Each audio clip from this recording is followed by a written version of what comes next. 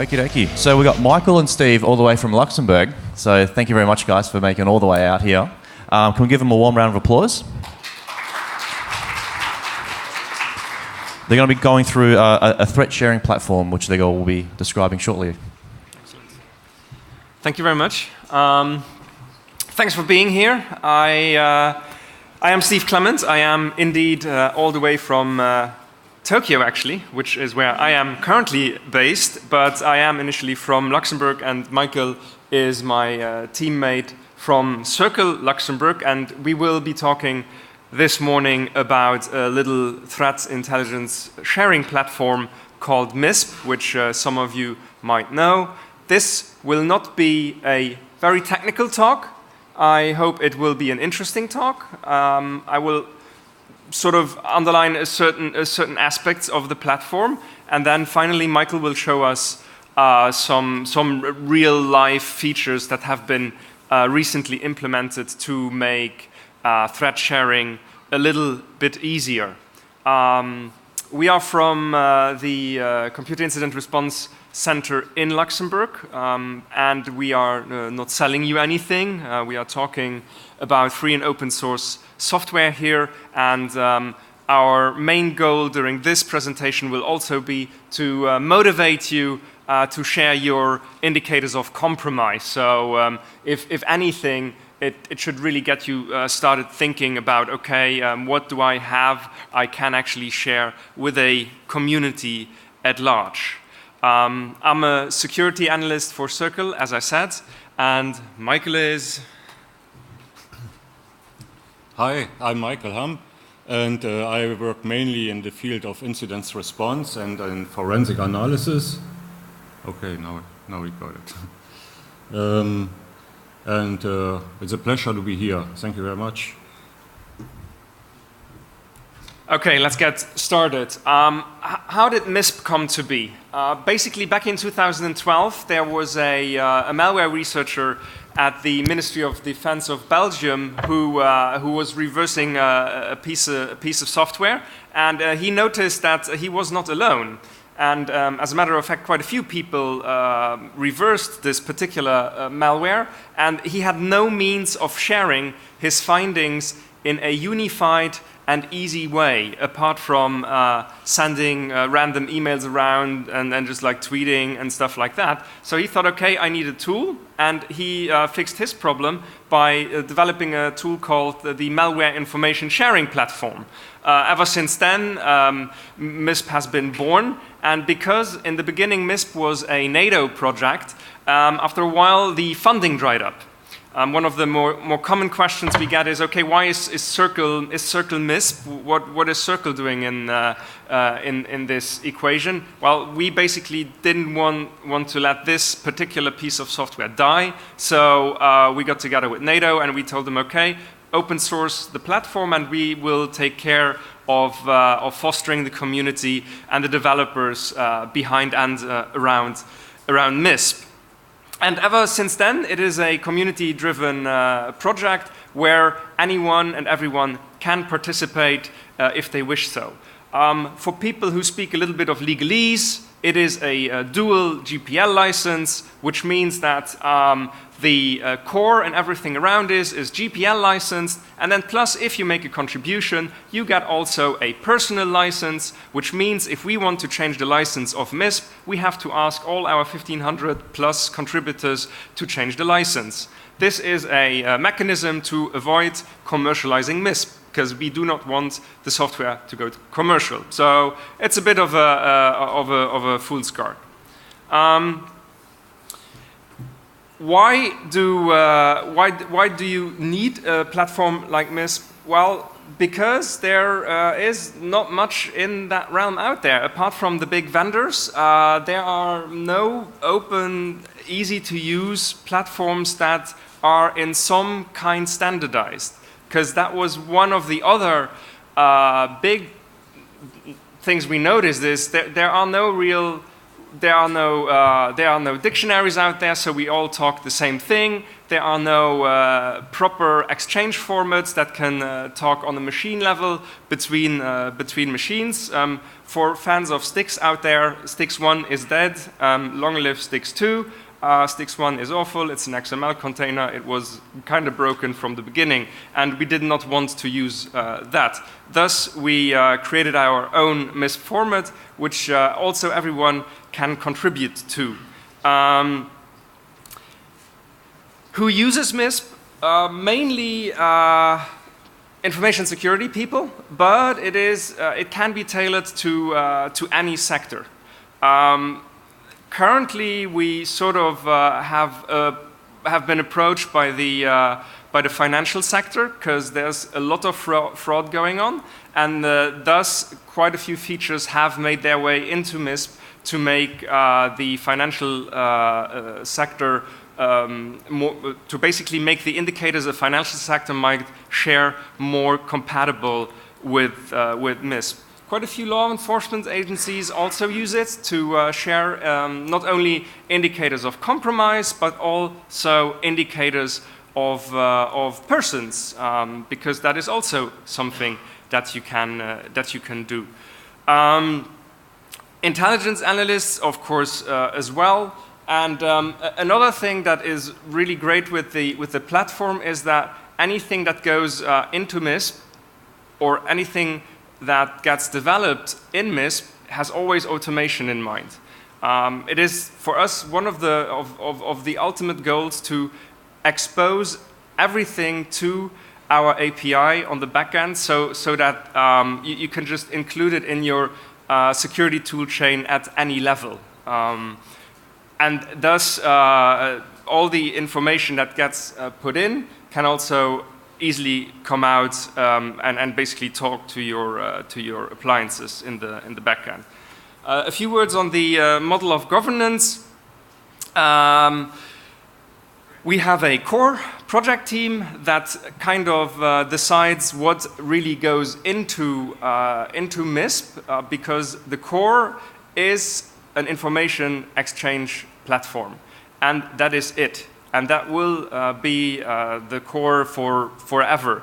Anything else, any sugar around it, will be in form of a module or an extension or a Python script, so that the core can, first of all, be secure. You can keep a certain overview, and also with open source projects where you have a lot of external contributors, you might want to keep an eye on what people actually do contribute.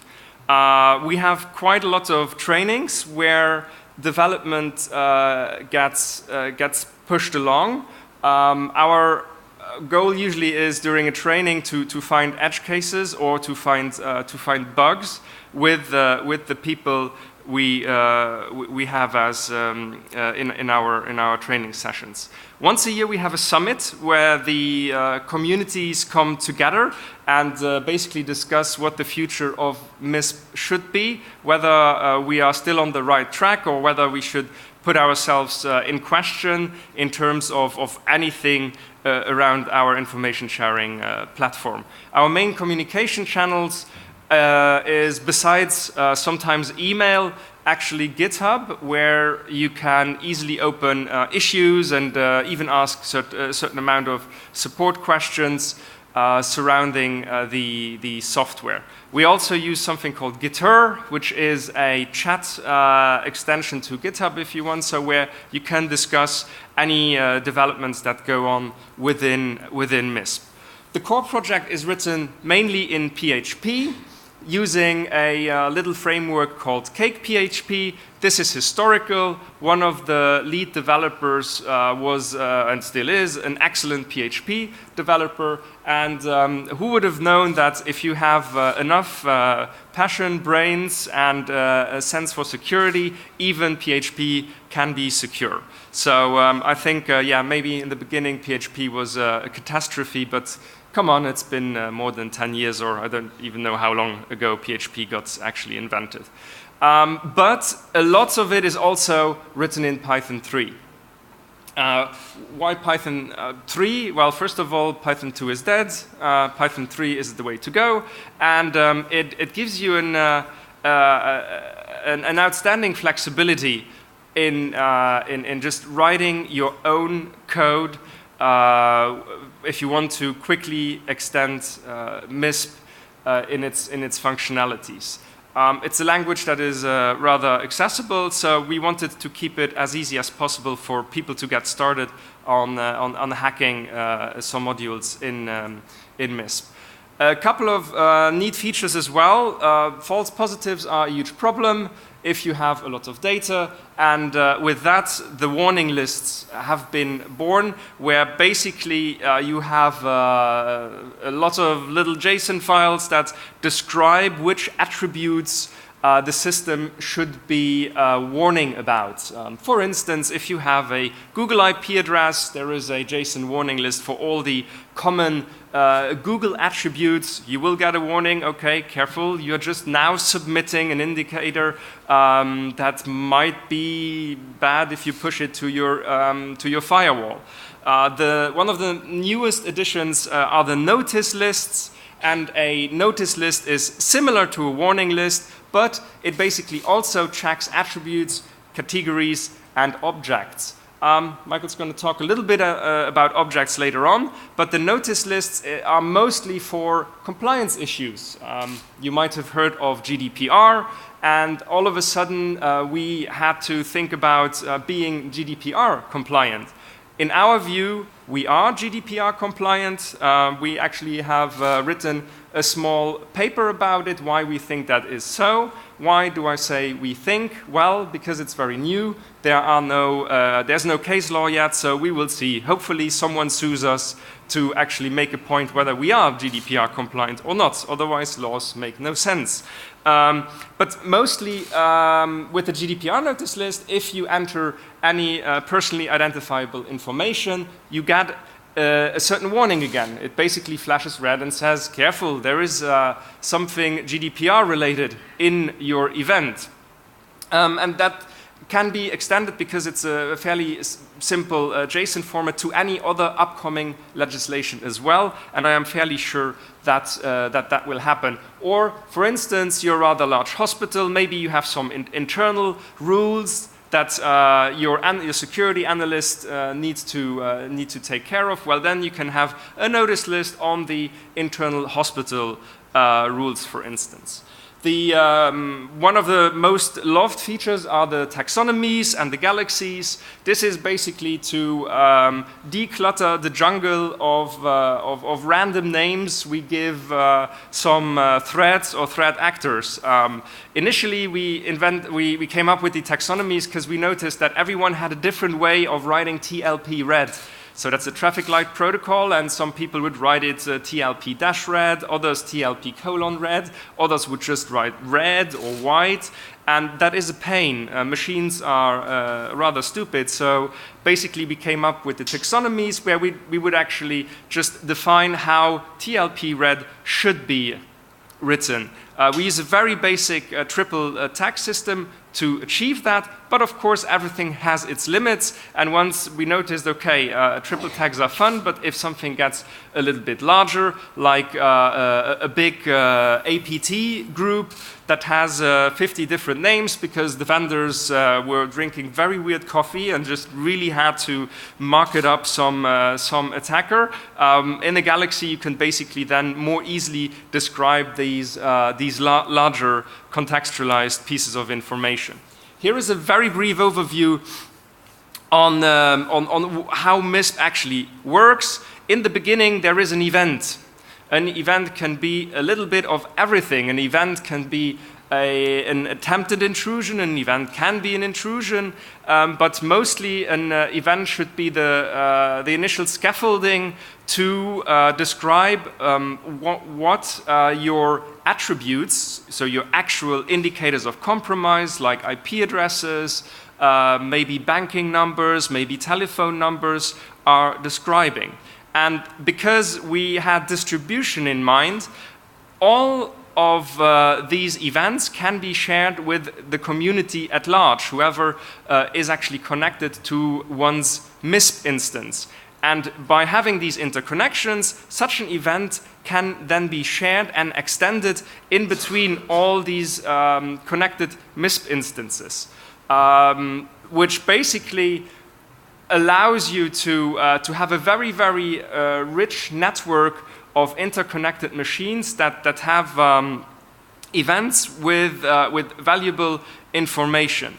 Unfortunately, I cannot really go into the detail of how it really works under the hood, but if you are interested in more information, please just send us a mail and perhaps we'll come to whatever organization you're at to give you a training or a more deep presentation.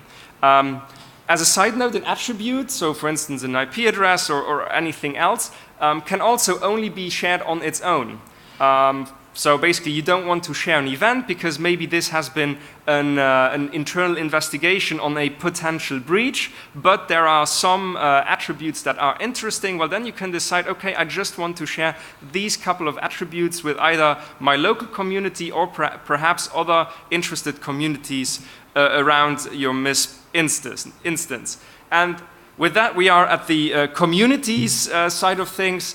It is extremely important if we want to be efficient in threat information sharing that we foster these communities and that we actually do get together not only within our industries but also cross industries, that we share these indicators of compromise. Because I don't want to break it to you, currently the bad guys are winning. Because they don't need to worry about tax returns and actually whether the law is legal or not. They just attack, and they are very good at it. So we need to share more information in between each other, no matter which industries we are in. And on the positive side there, actually the vendors are getting more and more interested also talking to us to include, for instance, their feeds. So in that sense, we also consider the vendors as a part of that community when they actually send us their feed of indicators of compromise without too much of a fuss.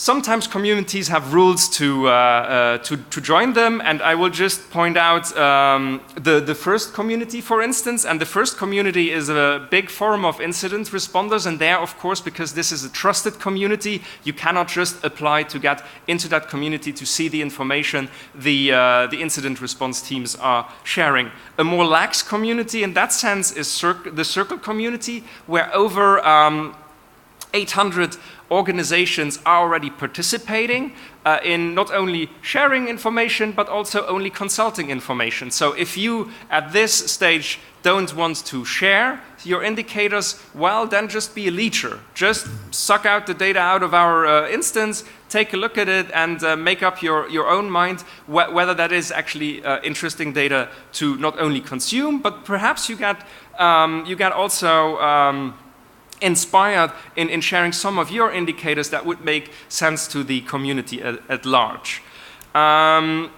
The X-ISAC or the Cross-ISAC is basically an effort to bring together these information sharing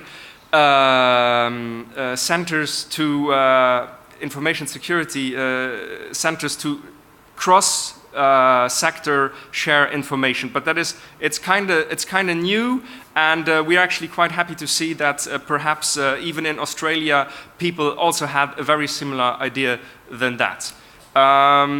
CiviCert is a civil cert for basically communities like either in war zones or in for people of the press.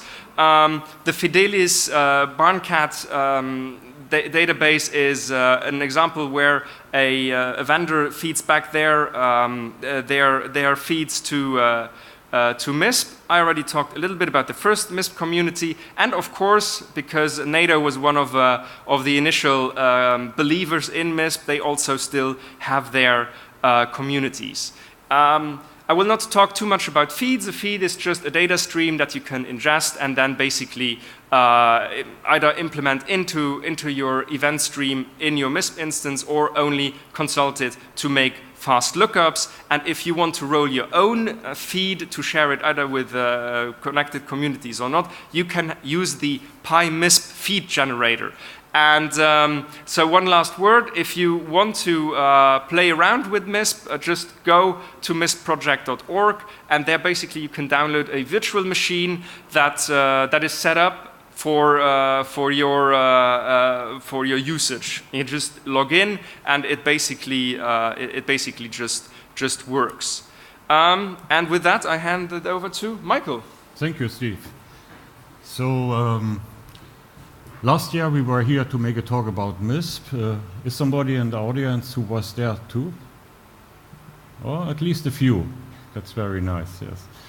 So last year we stated out that one of the most important features missing are objects. So what we have so far, before, you have your events, and in your events you have the possibility to encode your information, your data, your IOCs with attributes.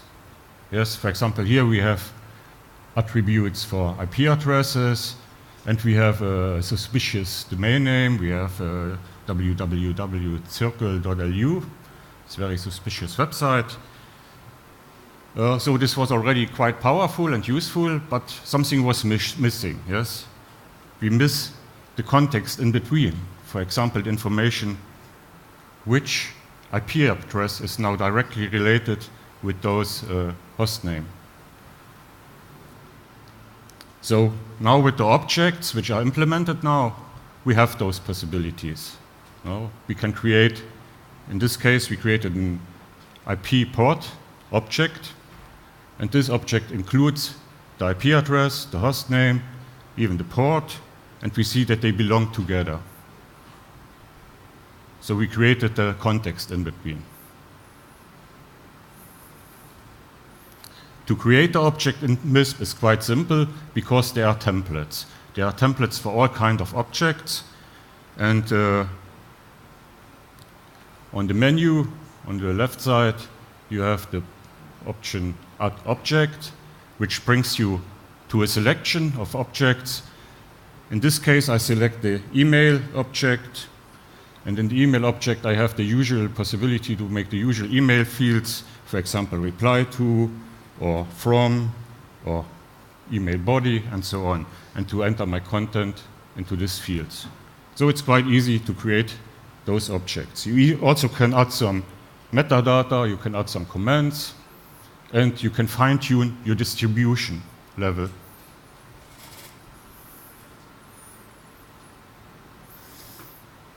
It's even possible to create your own objects, and this is quite easy because these are simple JSON files.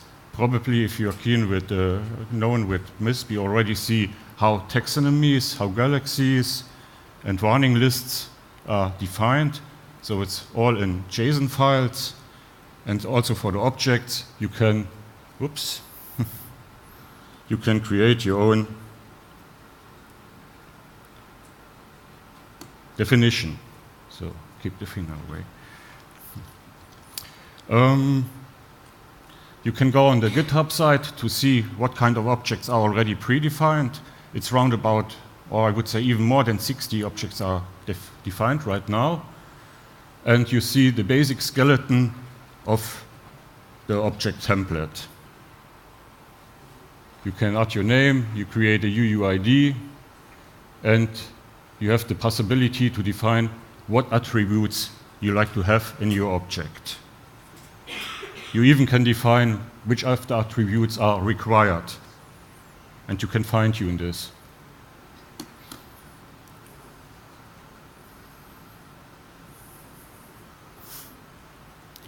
Well, now with the objects, we have some new possibilities. Imagine the situation like we have it here. We have an object about a file. We have the file name. We had the hashes, the MD5, SHA1, and so on. And we have an object about IP, an IP object. Our IP source object with our suspicious website, yes? And now we like to put the information in place and say, this malicious file was dropped by this website. So we can set up a relation between the objects. Yes, you see here in the object description, we created a small relation that this file was dropped by this website.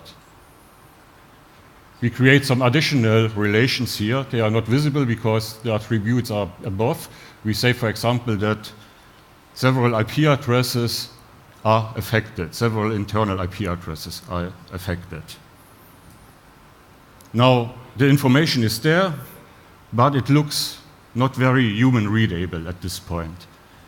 So there is some new feature, which is called the event graph viewer, which is the visual representation of the relations between the objects. Oops, das gibt es doch nicht.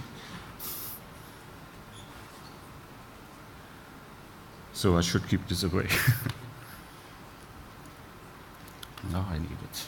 So now we easily see that there is a relation between the two objects, that this file gets dropped by this IP object, and that there are some internal IP addresses which are affected by this website because they access this website. You have very much possibilities to fine-tune the graphical representation. Just by example, I expand in this view the objects to have a view of the attributes inside the objects.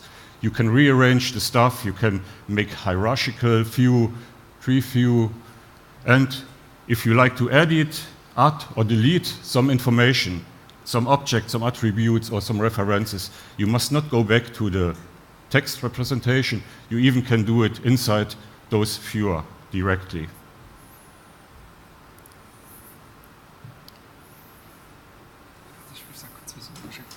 And well, the cool thing here is with the objects, because you can define them as you wish, you first of all don't need to wait on us to come up with a new object. So if you see something new that can be objectified, you just add it, and mostly because you have the correlation system behind, you can easily then see, okay, this newly created object, does that correlate with anything?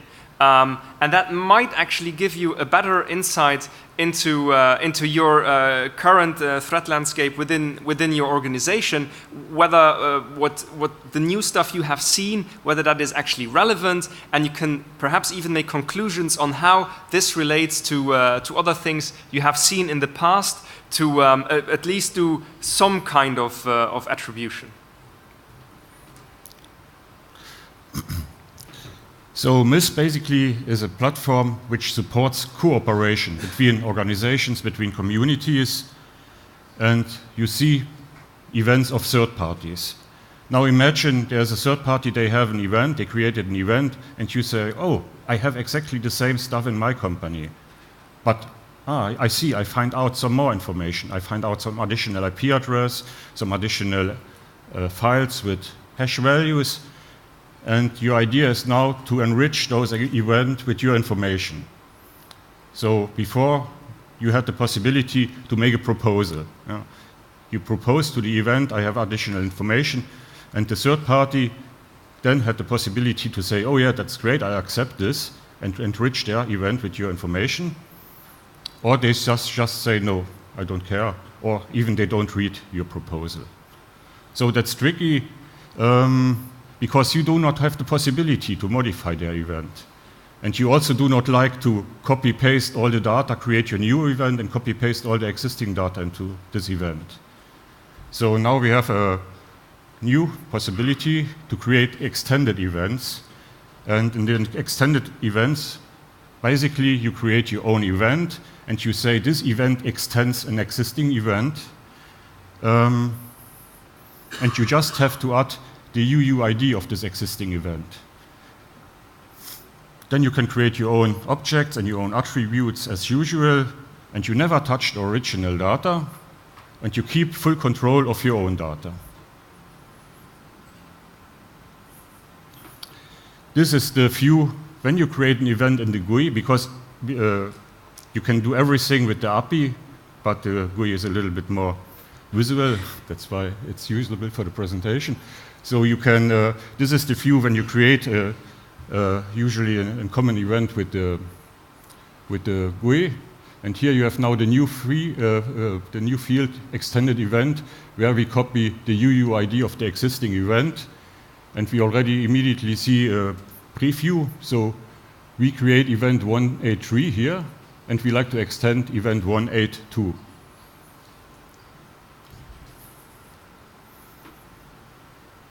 Now, after we created the event, we add our own attributes. Here in this example, we added, let me see, we added a link to a virus total page, and we added some internal ticket reference number. Just an example. And we have the information that this event extends the event 182 here.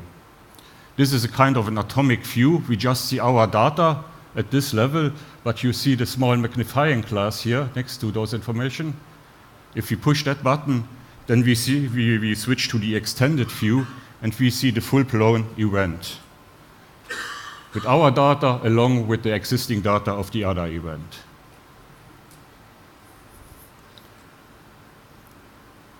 Also, the original event gets enriched with the information that there is now an extension of this event. And as soon as we share back our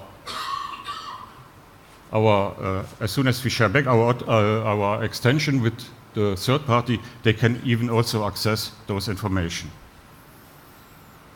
And they can switch to the extended view.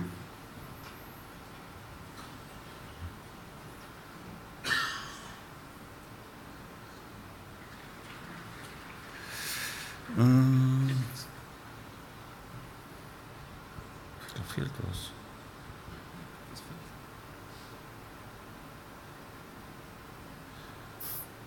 Okay. Was fehlt?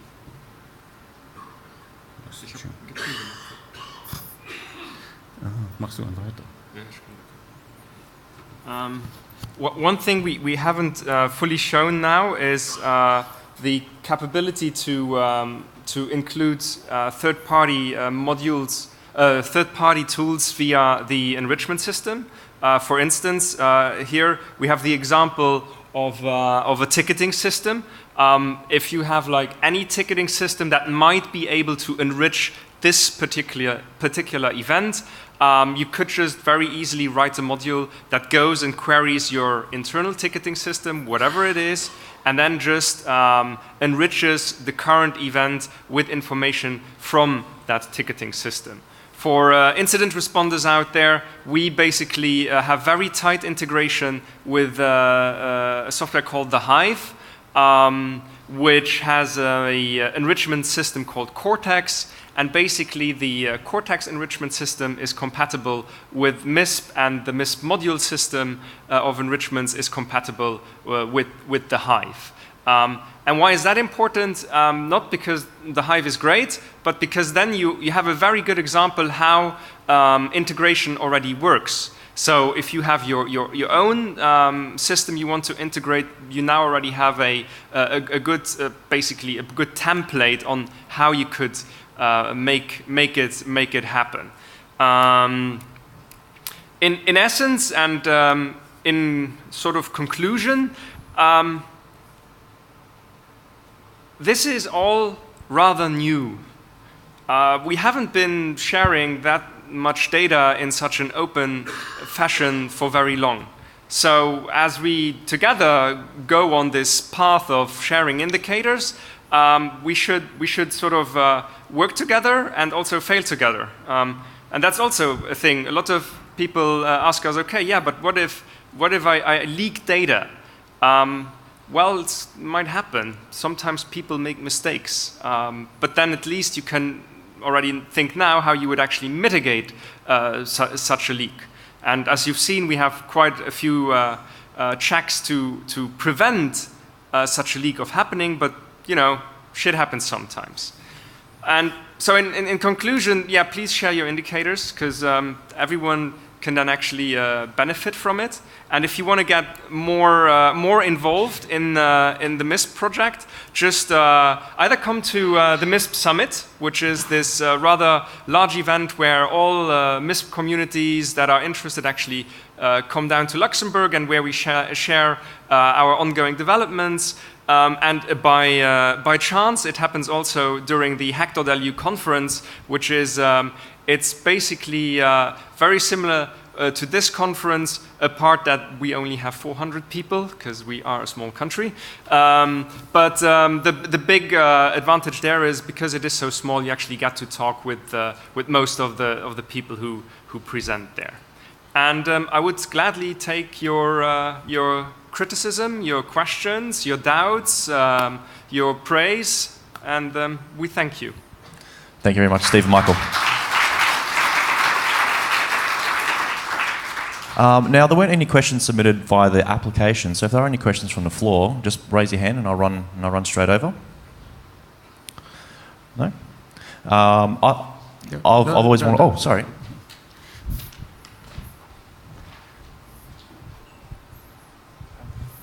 I saw you guys in the download section. You have availability for Ubuntu, CentOS, and a few other Linux distros. Will it work on Red Hat, or sorry? Because it works on CentOS, will it work on Red Hat? It will work on Red Hat. There is only one issue with the enterprise systems, and especially CentOS and Red Hat.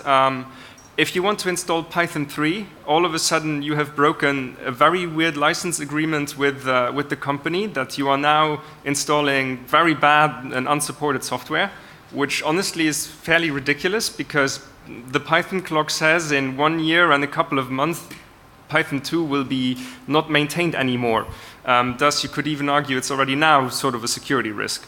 That's a problem, but that's also the reason why we still have some Python 2 functionality within the core of MISP.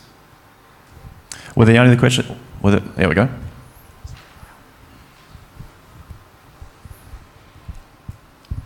Thanks. I'm interested, do any of your communities, do you have any processes or best practices for managing reputation? You know, in data quality, like, you know, you want to make sure that you're not taking action on questionable intelligence effectively. Does that kind of evolve within the communities? Do you have processes? What does that look like? We have a standard that sort of tries to describe these best practices, but it kind of comes by actually living it and doing it. It's like, how do you foster a security-minded community, society while you live it, and you just sort of see what works for you, because you don't want to sort of restrict yourself too much either. The best thing really is to reach out to someone in the community, and I cannot stress that more. Just ask. Either on the conference, so how are you guys doing it? What were your lessons learned? And of course, you can also ask us. We have quite a lot of experience, of course, in the incident response field. And maybe we can actually put you in touch with someone in one of the financial communities, because they are also getting very active, and they even have more legal obligations to sort of have some rules set even on paper to oblige to whatever local law is in place. So I would say reach out to the community, definitely, yeah. Were there any other questions from the floor?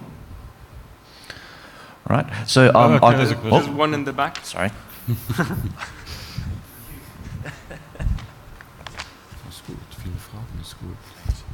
Sorry, I'll ask my question. I'll ask my question first and then hand over to him.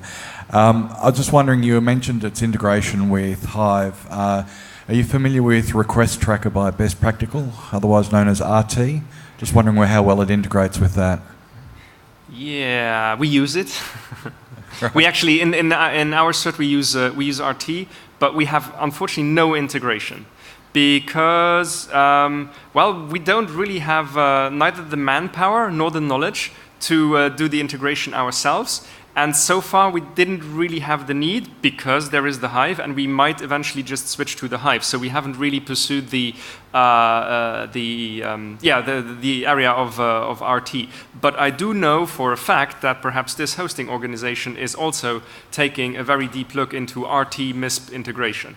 And Best Practical, who are the people behind it, they can of course do it for monies. There's nothing very concrete going on yet. We've got this deployed in another one of my MUs, and we're looking to put it out in the ANZ market. And I was just curious, can you run it internally, as in two MISPs will talk and share data that's possibly I don't want to push out, but then take feeds and feed data out as well? Can you do internal as well as not just making it fully public? Yeah, that's no problem. You basically create a sync connection. So you synchronize two MISPs up. Yep. And the challenging thing there is that you need someone with enough knowledge to set this synchronization up, because you can even filter up to attribute level. So you can say, okay, these attributes, they are not allowed to sync. Or you say, I just want to sync data with the attribute TLP white, for instance. Right. Or I just want to sync these galaxies, and so on and so forth. So that is really where the human factor comes in. And then also, please train your staff. Very important. This is not a tool where you just install it and then it all will magically happen. And it is to a certain point intuitive. But how are you going to use the tool?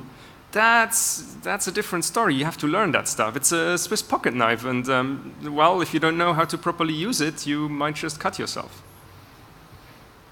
Righty. Were there any other questions from the floor? I think we've got time for one more.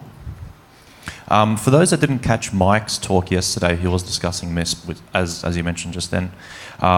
It was recorded, so if you want to catch it, there will be some integration with AUSCERT and MISP. So I won't go into it because I'll probably just butcher it, and there was a whole presentation about it. But there is some integration there. So round of applause for Steve and Mike. Thank you very much, guys. Thank you. Thank you. And just one last remark. If some people are from Europe or so, because we are a European Union funded project, we are funded to actually go to institutions and give free trainings, as in free. You might just need to pay us a hotel, but even that is negotiable. So and also if you're in the Asia Pacific region, I live in Tokyo, so if you have any needs in this area, you can always reach out to me, and maybe I can come to your place and we make an open MISP training where other people also can join, because that's the basic idea. We do it for free, but it needs to be open to the world, or your partners or whatever. Anyway, thanks. It's fantastic.